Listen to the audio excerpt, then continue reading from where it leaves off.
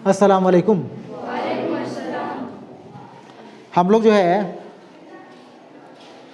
दास्तान के बारे में पढ़ चुके हैं और एक दास्तान सरगुज़श्त आज़ाद बख्त बादशाह की, इसको भी हम लोग पढ़ चुके हैं। पूरा नहीं पढ़े लेकिन एक झलक हम लोग बागो बहार का देख चुके, एक झलक ही देखे है ना। बागो बहार ही असल में एक दास्तान है और बागो बहार से ही 11वीं क्लास में सरगुज़श्त आज़ाद बख्त बादशाह की उन्वान से 2-3 पेज तुम लोगों के लिए दिया हुआ है। यानी दास्तान का एक झलक दिखलाया गया है कि दास्तान कहते किसे हैं, ठीक है ना। आज हम लोग जो है जो इसके मुसन्निफ़ हैं, बागो बहार के जो मुसन्निफ़ हैं, बागो बहार उर्दू का बेहतरीन दास्तानों में से एक दास्तान है, ठीक है ना। तो हम लोग ये भी जाने कि उसके मुसन्निफ़ दास्तान निगार कौन हैं, ठीक है ना। मीर अमन देहलवी। इसका कोई उपाय करो जी लड़का लोग, ना हिले, बात समझे। मीर अमन दिल्ली के रहने वाले थे। कहाँ के रहने वाले थे?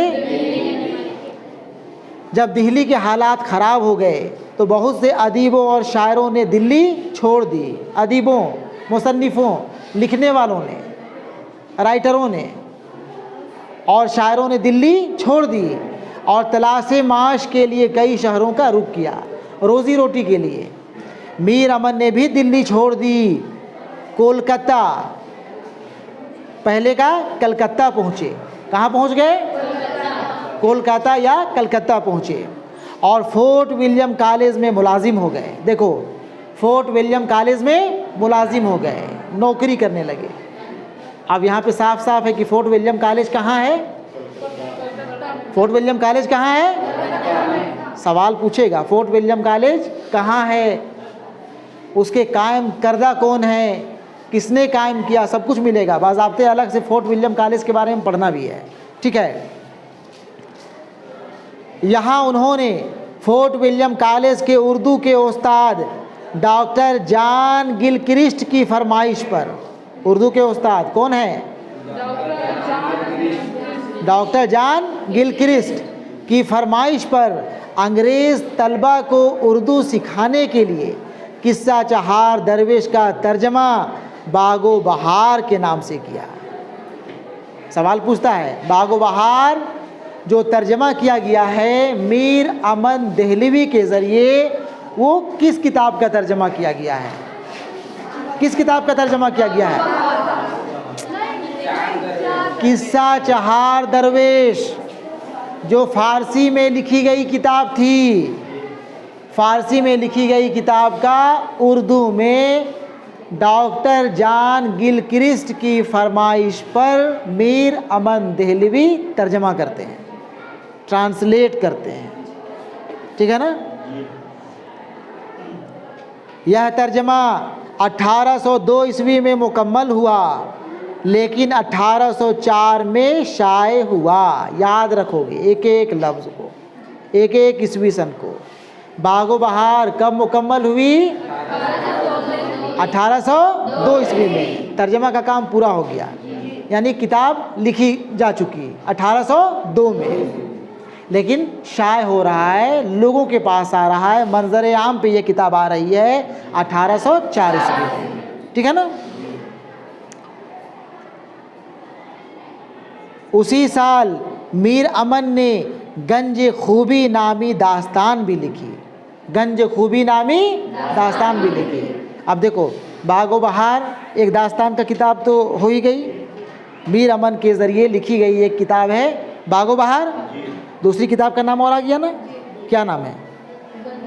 गंज खूबी। क्या नाम है? गंज खूबी। क्या नाम है? गंज खूबी। याद रखना। उसी साल मीर अमन ने गंज खूबी नामी दास्तान भी लिखी। मीर अमन ने लिखा है कि बागो बहार की ज़ुबान वही है जो दिल्ली के बच्चे, बूढ़े, जवान, मर्द, औरत और हिंदू मुसलमान बोलते हैं। मीर अमन ने लिखा है, मीर अमन ने कहा है कि बागो बहार की ज़ुबान, बागो बहार वही ज़ुबान में लिखी गई है जिस ज़ुबान को दिल्ली के बच्चे, बूढ़े, मर्द, औरत, आम लोग बोलते हैं, यानी कि बिल्कुल आम फाहम ज़ुबान में, सादा और सलीस ज़बान में। ठीक है ना। मीर अमन से पहले मीर अता हुसैन खां तहसीन भी नौ तर्ज़ मरस्सा के नाम से इस किस्से का तर्जमा कर चुके थे।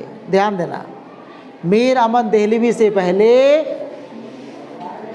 मीर अता हुसैन खां तहसीन, मीर अता हुसैन खां तहसीन, उन्होंने भी किस्सा चहार दरवेश का तर्जमा नौ तर्ज़ मरस्सा के नाम से कर चुके थे, नौ तर्ज़ मरस्सा के नाम से।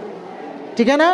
लेकिन वो किताब फ़ारसी से ज़रूर उर्दू में तर्जमा की गई थी, लेकिन उसकी ज़ुबान इतनी मुश्किल ज़ुबान थी कि पता ही नहीं चलता था कि ये फ़ारसी की किताब है कि उर्दू की किताब है। ठीक है ना। लेकिन चूँकि किस्सा चहार दरवेश बहुत इंटरेस्टिंग कहानी, बहुत इंटरेस्टिंग दास्तान, बहुत दिलचस्प दास्तान, जो भी फ़ारसी जानने वाले किस्सा चहार दरवेश को पढ़ते थे उसको और आगे और पूरे ख़त्म करने के लिए मजबूर हो जाया करते थे।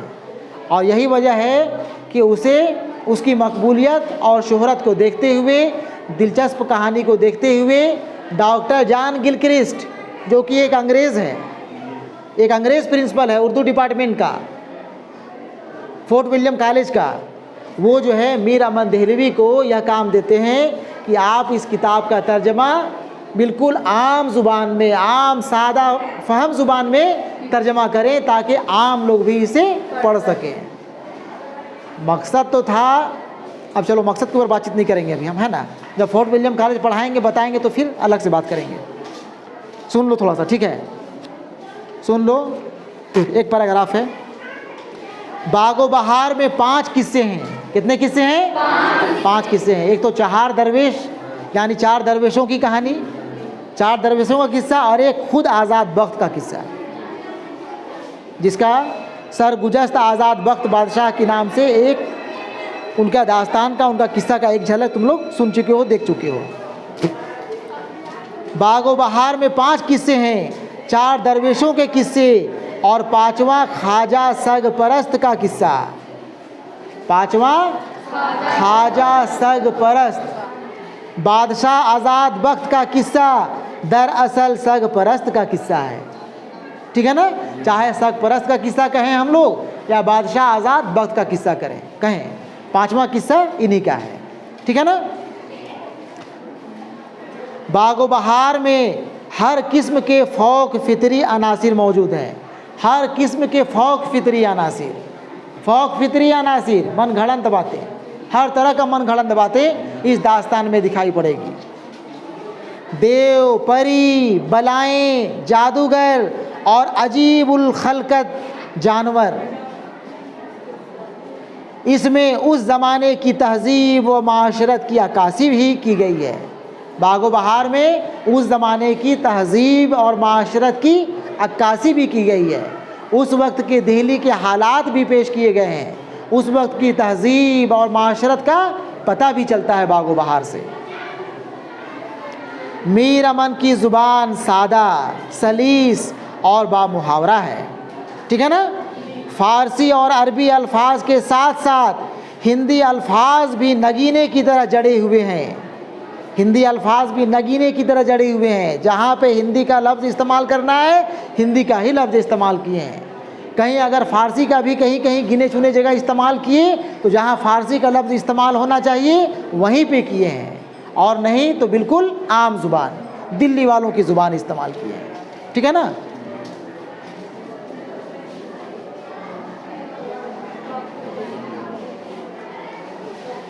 काफ़ियाबंदी और कहावतों के इस्तेमाल ने ज़ुबान को मज़ीद पुरलुत्फ़ बना दिया है।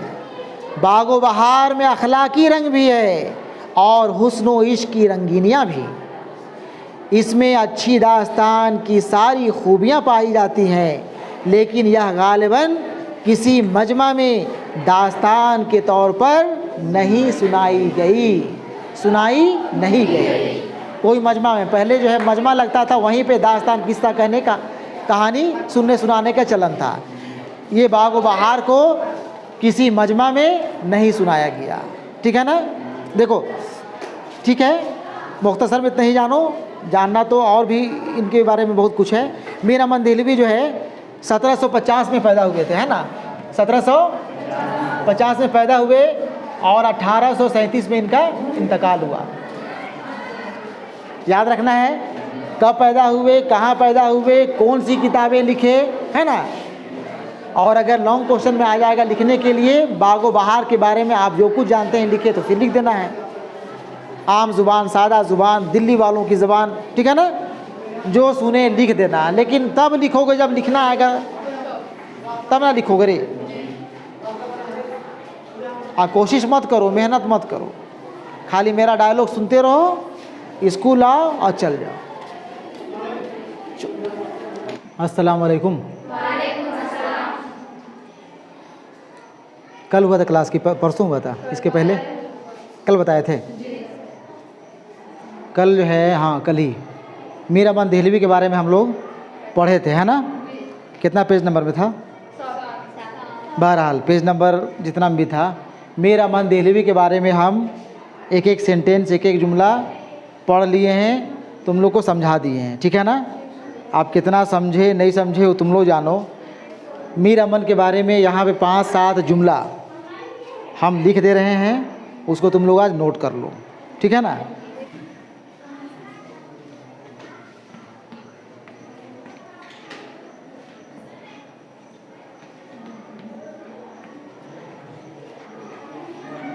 देखो ध्यान से देखो, पहले यहाँ देख लो, उतारने का काम बाद में करना, पहले देखो और पढ़ो इसको।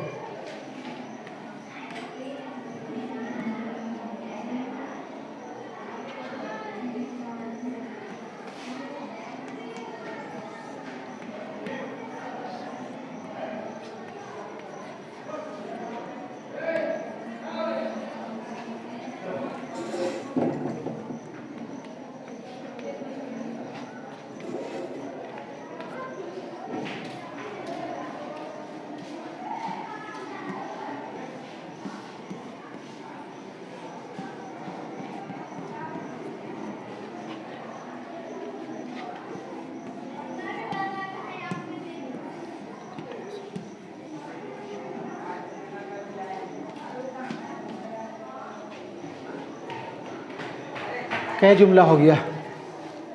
मीर अमन 1750 ईस्वी में दिल्ली में पैदा हुए। ठीक है ना। कब पैदा हुए? कहाँ पैदा हुए? ठीक है। दिल्ली के हालात ख़राब होने पर वो कलकत्ता, अब का कोलकाता, अब का कोलकाता आ गए। कोलकाता के फोर्ट विलियम कॉलेज में मुलाजमत के दौरान डॉक्टर जॉन गिलक्राइस्ट की फरमाइश पर, पूछता है मीर अमन ने बाग व बहार किनके फरमाइश पर लिखा? डॉक्टर जॉन गिलक्राइस्ट, याद रखेगी, डॉक्टर जॉन गिलक्राइस्ट की फरमाइश पर फ़ारसी किस्सा है चहार दरवेश। ठीक है ना। फ़ारसी किस्सा चहार दरवेश का तर्जमा, ट्रांसलेशन उर्दू में किया। यह किताब बिल्कुल सादा, आम फहम और दिल्ली वालों की ज़ुबान में की गई, है ना। सादा, आम फहम और दिल्ली वालों की ज़ुबान में यह किताब लिखी गई।